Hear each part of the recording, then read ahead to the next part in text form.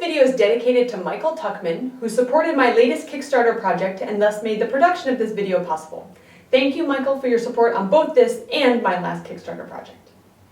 So this is the introduction to shifting video.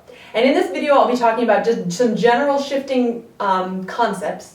And in later videos, I'll be giving you more specific exercises and specific details for how to work on your shifts.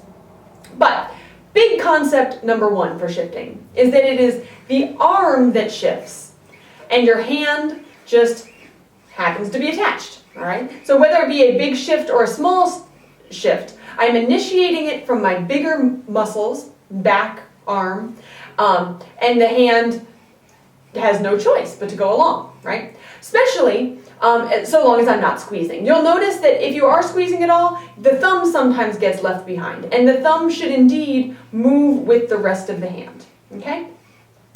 So check with that thumb, keep checking with that thumb.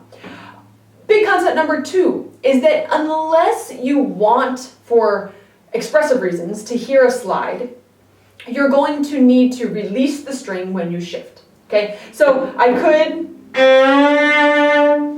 hear the slide, or if it were not appropriate in the music, I would just need to release the string, and that slide would pretty much disappear. And all that means is that it's not that I jumped from note to note, but that before I left the old note, I let the string up, okay, I'm still touching it, but I don't have my weight in it. Then I moved to the new position. Once I got there, I put the string back down, okay? So releasing the string, wonderful opportunity to let your hand rest, and it will keep your shifts silent. Okay, so big thing number three is the need to anticipate your shifts. Okay, so you're playing along, you know that a shift is coming up.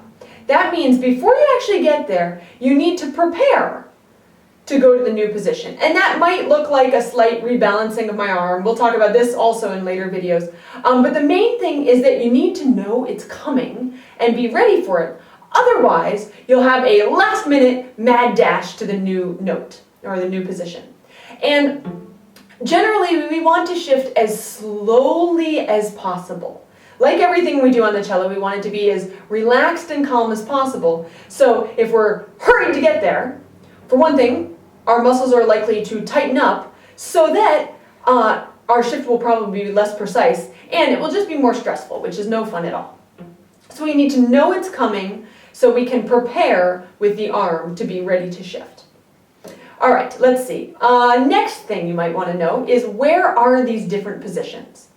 Now, I would strongly recommend, if you are a beginning shifter, especially if you are a young beginning shifter, you might want to check out Rick Mooney's Position Pieces book, because I think it's really excellent for helping you get comfortable with where each position is and really knowing what position is which. But I'll just go over this really briefly. So I'm sure you're acquainted with first position, okay? There we go, that's better in tune. I right now have my fourth finger on a G on the D string, okay?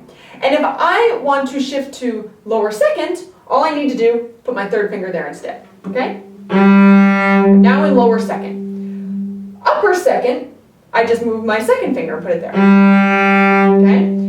Lower third, first finger goes to that spot. So what I'm doing here is moving up by half step each position, right? And that pattern continues. If I want to go to upper third, now I've got my first finger where second just was. That's on a G sharp. Fourth position, half step higher. And the only other position of the next positions that we're missing is half position, which is when I put my second finger where first was in first position. So now my first finger's on a D sharp. Okay, so the neck position's going up. I've got to put my bow down for a sec. Half position is the very lowest of all, moving up by half step. Now we're in first, moving up by half step. Now we're in lower second, moving up by half step. Upper second, then lower third, then upper third, and then fourth, okay? And when you get to fourth position, you'll probably find your thumb is now right there at the neck.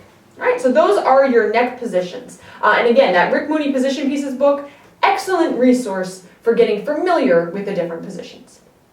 All right, let me check my list, see what I haven't mentioned yet. Yes, okay. So in your shifting practice, it's all about developing muscle memory, all right?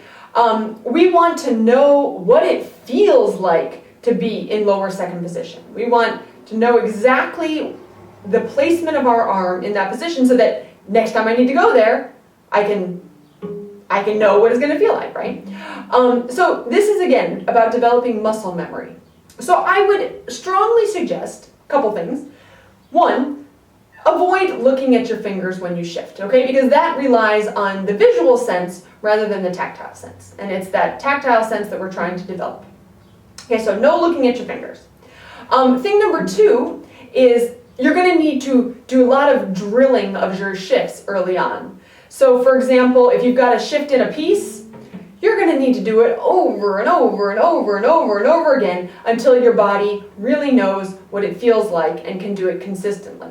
Okay? Because muscles are kind of slow to learn, but once they've got it, you'll be able to keep it forever, right? So they'll be able to bring you back there time after time again once you've really established that new feeling in your muscles. Okay? So that repetition early on is pretty seriously important.